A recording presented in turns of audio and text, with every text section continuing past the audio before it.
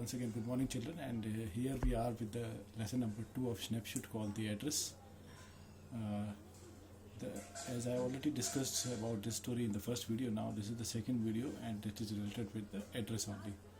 So here I am going to discuss a little bit more about the chapter. Okay. So let's start with the beginning of the story only, especially for those students who have missed any of the previous videos, so they can continue with this one. So the story, the address, is all about the human predicament. And what is that human predicament over here? It is a difficult or unpleasant situation to deal with. Okay. So this is all about the human predicament that follows the war. The story narrates how the daughter goes to her native place, okay, in Holland, in search of her mother's belonging after the war. At the beginning of the story, it is narrated how the protagonist was given a cold reception. Now here, see, these are some of the important words for us. The word called protagonist is the main character of the story, and she was given a cold reception.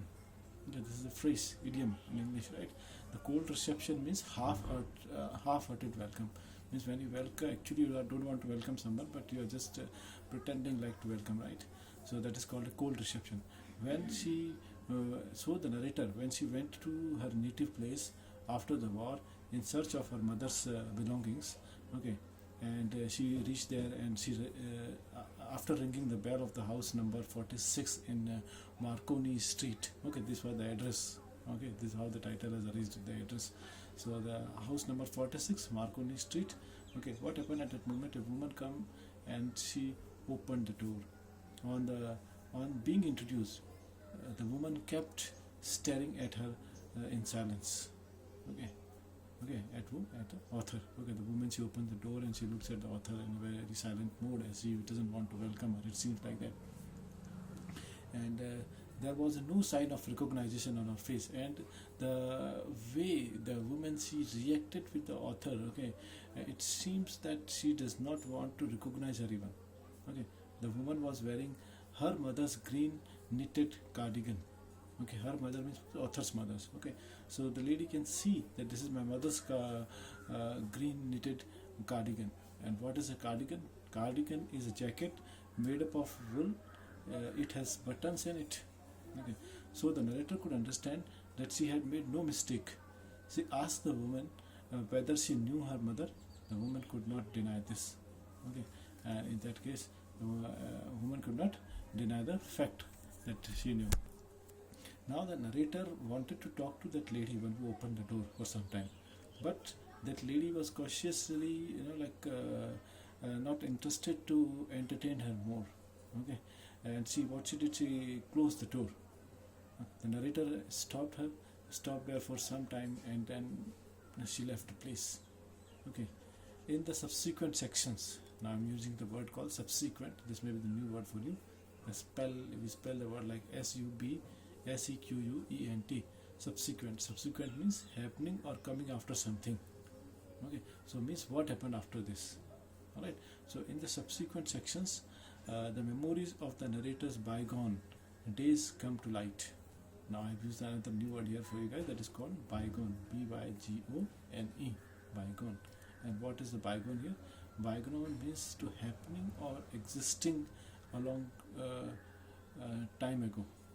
Okay, so now what happened? The memories of the narrator's bygone days come to light. It means that she has started recalling her past days. Okay. Her mother had provided the address years ago during the wartime. Okay, and she went to home for a few days. Okay, she could find that various things were missing. Okay, she went to the home for the few days. She could find that all the things which were missing. Okay, at that time, her mother told her about Mrs. Dorling. Okay. At that time, the mother informed narrator that you should visit Mrs. Dorling. Okay, she happened to be an old acquaintance. Acquaintance is ACQUAINTANCE, acquaintance. Okay, and meaning of the word acquaintance means a close friend or your known person. Okay, so Mrs. Dorling was, who was Mrs. Dorling? Mrs. Dorling was narrator's mother's old acquaintance, or I can say a close friend, okay, of narrator's mother. And lately she had renewed contact with her and had been coming there regularly. Now later she had renewed contact with her and had been coming there regularly. Now, every time she left their house, she took something home with her. She told that she wanted to save all their nice positions. Okay, POSSESSIONS. Okay, miss the to have something in your ownership. The next day, the narrator saw Mrs. Darling going out for their house with a heavy suitcase. She had a fleeting glimpse. She had a fleeting. I'm using the word FLEETING. Fleeting. Fleeting means short glimpse. Okay. She had a short glimpse of Mrs. Darling's face. She asked her mother whether the woman lived far away, and at that time the narrator's mother told about the address, and at that time this address was given to the narrator. Okay, which address I'm talking about? I'm talking about number 46 Marconi Street. Now, after many days, after the war, the narrator was curious to take a record of the position. Okay, that must still be at number 46 Marconi Street. Okay, narrator was interested to know that what belongings of their house were there. Okay, with this intention, she went to the given address. Okay, the concluding part of the story describes the second visit of the narrator. Okay, the narrator has visited that house twice. Okay, now as the narrator's first visit yielded no result, so she planned to go once again there. Yield, I have used the word yield. YIELDED. It means to produce. So there was no outcome of her first visit. So the narrator has decided to go once more to the house of that lady to see, to collect the belongings. Okay, that what she was having. Okay, that belongings actually belongs to the narrator. Okay, but that was under the position of that lady. So this time, second time, when the narrator reached there at that lady's house, okay, so interestingly, this time a girl of 15 opened the door, okay, and her mother was not at home. The narrator expressed here her desire, her wish to wait for her. The girl accompanied her to the passage. Accompanied means to give company to someone. So the girl has given company to the passage. And the narrator saw an old-fashioned iron candle holder hanging next to the mirror. Okay, and the girl made her sit in the living room and went inside. Okay, this the first time the narrator get a chance to get into that house number 46. Okay, and there the narrator can see all her belongings was lying over there. The narrator was horrified to find herself in a room she knew and did not know. Okay, she found herself in the midst of familiar things which she longed to see again, but which troubled her in a strange atmosphere. Okay, now why it has been used here that they were these all the things. This line says the narrator found herself in the midst of the familiar things which she longed to see again, but which troubled her in a strange atmosphere. Why these things were familiar things? These were the familiar thing because these things all belongs to the narrator's mother, and the narrator mother has given this to the this house number 46 owner or whoever the lady is living there. Now she had no courage to look around her, okay, but she no longer had the desire to possess them.